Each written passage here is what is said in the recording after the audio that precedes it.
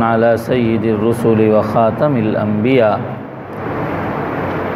أما بعد وعن أبي هريرة رضي الله تعالى عنه وعنهم قال قال رسول الله صلى الله عليه وسلم من صام رمضان إيمانا واحتسابا غفر له ما تقدم من ذنبه ومن قام رمضان إيمانا واحتسابا غفر له ما تقدم من ذنبه ومن قام ليلة القدر إيمانا واحتسابا غفر له ما تقدم من ذنبه متفق علیہ۔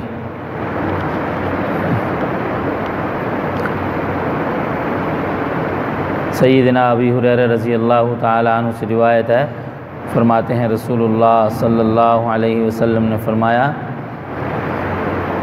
جس نے رمضان کے روزے رکھے ایمان کی حالت میں ثواب کی امید سے،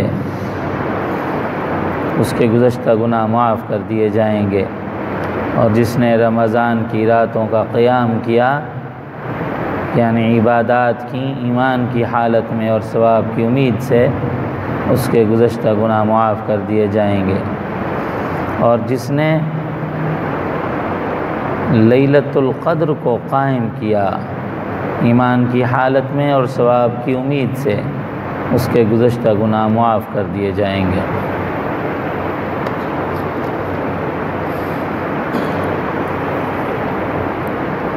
اس مبارک حدیث کے 3 جملوں میں گزشتہ 2 مجالس میں 2 جملوں پر بات ہوئی ہے۔ تیسرا جملہ ہے جس نے لیلۃ القدر کو قائم کر لیا، ایمان سے اور ثواب کی امید سے، اس کے گزشتہ گناہ معاف کر دیے جائیں گے۔ لیلۃ القدر شب قدر وہ عظیم الشان رات ہے جس کی فضیلت نہ صرف احادیث میں آئی ہے بلکہ قرآن کریم میں بھی لیلۃ القدر کی فضیلت آئی، یہاں تک کہ پوری سورت کو سورۃ القدر کہتے ہیں اسی لیلۃ القدر کی فضیلت کی بنیاد پر۔ انا انزلناہ فی لیلۃ القدر وما ادراک ما لیلۃ القدر لیلۃ القدر خیر من الف شہر، ہم نے اس قرآن کو لیلۃ القدر میں اتارا۔ وما ادراک ما لیلۃ القدر، آپ کو کیا معلوم کہ لیلۃ القدر کی کیا شان ہے؟ لیلۃ القدر خیر من الف شہر، ایسی معزز رات ہے جو 1000 مہینوں سے افضل ہے۔ تنزل الملائکۃ والروح، فرشتوں کا خاص طور سے نزول ہوتا ہے، اور روح جبریل امین کا، بِإِذْنِ رَبِّهِمْ مِنْ كُلِّ أَمْرٍ، اپنے پروردگار کی اجازت کے ساتھ ہر معاملہ طے ہے۔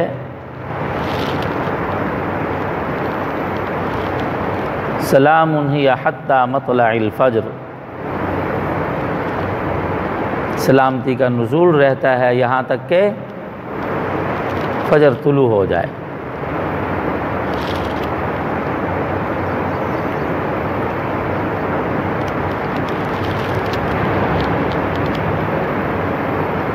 یعنی اس ایک رات کی عبادت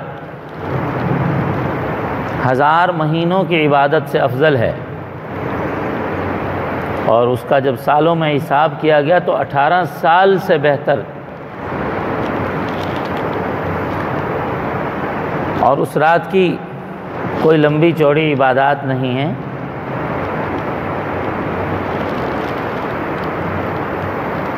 جو آسان لگے عبادت وہ کر لیجئے۔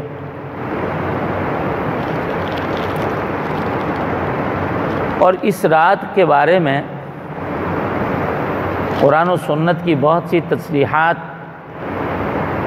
اس بات پر متفق ہیں کہ یہ رات رمضان المبارک میں ہے، اور بہت ساری احادیث سے یہ اشارہ بھی ملتا ہے کہ وہ رمضان المبارک کی آخری عشرے کی طاق راتوں میں ہے۔ اگرچہ بعض روایات ایسی بھی ہیں جن سے اشارہ ملتا ہے کہ رمضان المبارک کی ہر رات میں لیلۃ القدر کا امکان ہے۔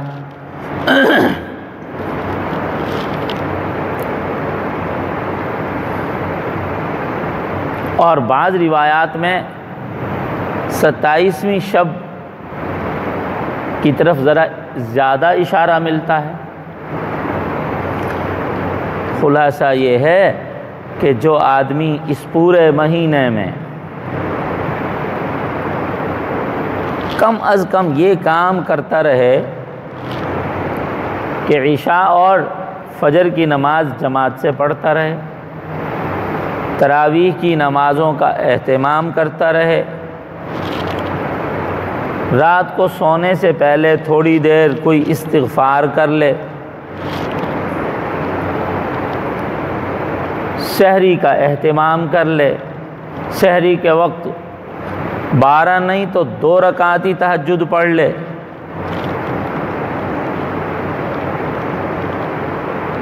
تو وہ قسم کھا کے کہہ سکتا ہے جو آدمی پورا مہینہ اس کا اہتمام کر لے کہ میں نے لیلۃ القدر کو پا لیا ہے۔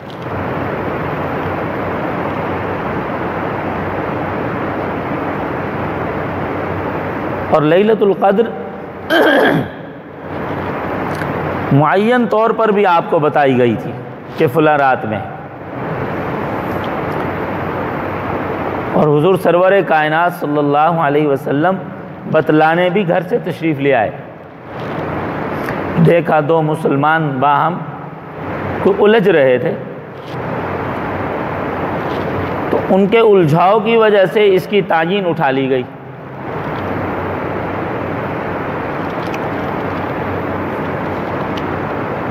اس کی تعیین اٹھا لی گئی۔ تو لیلۃ القدر کو جس نے ایمان کے ساتھ اخلاص اور ثواب کی امید کے ساتھ پا لیا، اس کو قائم کر لیا، اس رات میں کچھ نہ کچھ عبادت کر لی، اس کے گزشتہ گناہ معاف ہو جائیں گے۔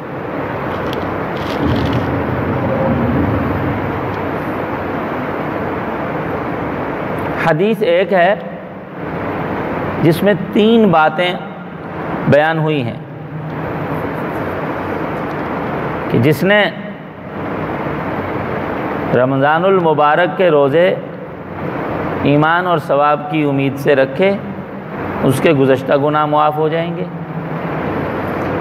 جس نے رمضان کی راتوں کا قیام کیا، اس کے گزشتہ گناہ ایمان اور ثواب کی امید سے اس کے گزشتہ گناہ معاف ہو جائیں گے۔ اور جس نے لیلۃ القدر کو قائم کر لیا ایمان سے اور ثواب کی امید سے، اس کے گزشتہ گناہ معاف کر دیے جائیں گے۔ 2 باتوں کی طرف توجہ دلاتا ہوں۔